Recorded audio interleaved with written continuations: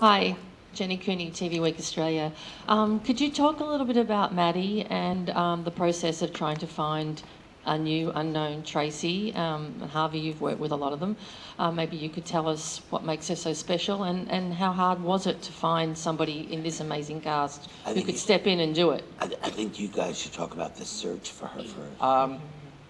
Like on The Wiz, we knew we wanted to find an unknown girl, and we wanted to have our Cinderella story in the midst of this Cinderella story. And so we just spread the word out there with our casting directors, and we showed up that morning, and there were about 1,000 girls that was snaked around the block. A little more. Yeah, A little more. up to About 11. 1,200. Yeah, that's including videos and everything that was submitted. So it was quite a large selection, and Maddie was one of those girls. She walked in the room, and we all saw something that was incredibly appealing and incredibly Tracy. And then our casting director was a big advocate of Maddie, brought her back, and each time she came back, she said to us more and more that she should play the role. So, not literally, but just in terms of her performance. And then she worked with Kenny. She was danced by Jerry just to make sure that she had all those natural gifts. And wait till you see her. And we put her in the wig Yeah. and makeup for her final callback Right. because Yeah. that really tells you everything. And it sort of just framed that little face, and she sang Good Morning Baltimore, and I think we all started to cry. It was so moving. So And I can tell you, last week we were in the recording studio. Now, this is a girl who's right out of college and all that. We're in Capitol Records. She's standing in front of a microphone that Frank Sinatra sang into, you know. That she was not intimidated. She was not scared. Has she complained a single day about anything? No. She is in there. She's 100%. She takes a note and incorporates it 1 minute later. It's in there. And she's a team player and a star, and she's, oh, you're gonna love her. Spoken like a true mother. Do we have time for more? Two more, okay. Steve Sunshine from Extra. Oh, hi. Hi. I was just wondering, this is really for Craig and Neil. After doing 3 of these live shows, are you finding that you're growing audiences for musical theater in places other than New York, Chicago, LA? Oh yeah, I mean, I think that what we're discovering, and of course it's inadvertent because you know we're looking at it on a small scale. We have to make it work for us on this lot, you know. But what happens in the world happens in the world.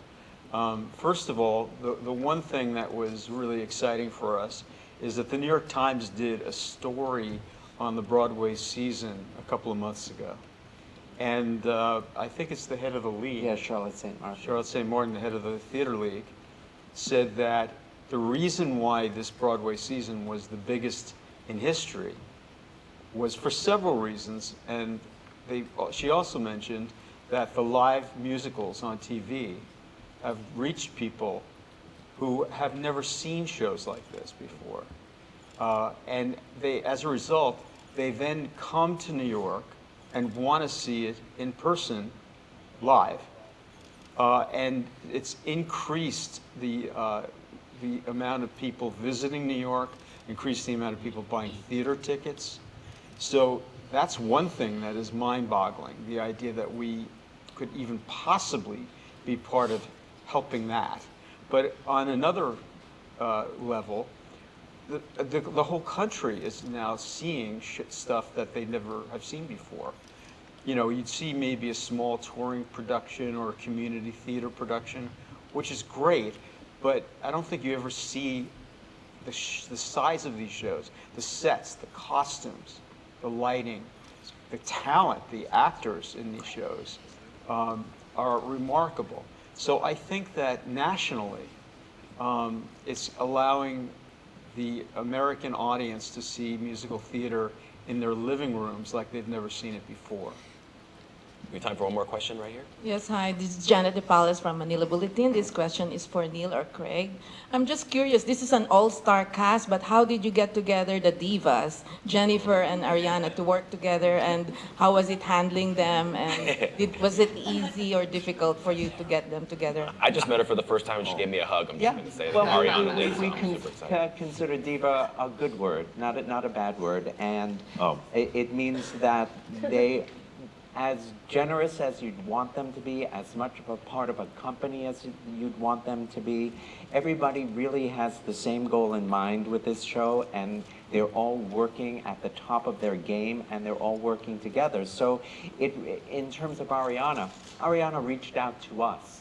She always loved Hairspray from the time she was a little girl. So we didn't go to Ariana, she came to us. In terms of Jennifer, that voice, that talent, it just seemed made like a glove. And we've had the good fortune of working with Jennifer before. We had her on Smash, we've had her on the Oscars. We love her. So that was an easy outreach to Jennifer. Kenny knew her. And so this has been a great experience just in terms of the camaraderie of the creative team, the cast, the network. Everybody is working with the same goal in mind to make it the best. And just for proof, last night they were texting me at 11 o'clock. All the kids were at Ariana's house having a party. Harvey, come on out, come on out. Leave me alone, I'm in bed. I mean, and that's diva behavior. And to add two more things to that, when Ariana, her first day on set, and I wrote her a text, she was just so perfectly a leader. She stepped on set, she knew her lines, she was really convincing. The other actors they were like, wow. So she's just been like a joy to work with. Jennifer says yesterday's like, I didn't work hard enough yesterday. Can you schedule some more time for me to work? And I was like, oh, okay, yeah. So it's really quite special. And I just have to say, I don't want to pull out anyone from the cast, but I think you all, if you know Hairspray, you know the song, I Know Where I've Been, which is one of the most emotional, powerful songs in the show. And when you hear Jennifer Hudson do that number live, you will faint. I mean, it is unreal, just unreal. Well, I know I speak for everyone that we're all excited for December 7th, so thank you all for the questions. And Kenny, Craig, Neil, Alex, Mary, Jerry, Harvey, Derek, great to see you all, and thanks so much, and enjoy the rest of the day. And I want to thank Mr. Dreamboat for having us all here. Thank you so much. I just want to say one last thing before we send you over to the red carpets. I'm so grateful to this group of people for coming together to do this. Craig and Neil and I have been friends for a long, long time. We go way back, and I think we have this shared responsibility for this art form, which I'm happy to say is flourishing on Broadway. I mean, there are 12, maybe 13 new musicals opening on Broadway this year. We know about Hamilton. We know what's going on with that. There's an explosion on the Broadway stage, and there always has been. But, the last 20 years, the movie musical, the television musical, has sort of fallen out of favor. These guys have almost single-handedly kept it alive, starting with Bette Midler's Gypsy on CBS 20-some years ago, and then Chicago and, the Hairspray movie and all the movies you did at Disney. And, I'm just so thrilled that we were able to take this form, which I don't think should go out of fashion, and kind of repackage it for television. And we're really excited about that. Fox is making a new movie, an original movie musical with Hugh Jackman about P.T. Barnum. It's the first original movie musical that's been made at a studio in 25 years. And I think we all feel really good about the form, which we think is important, that lives on and flourishes.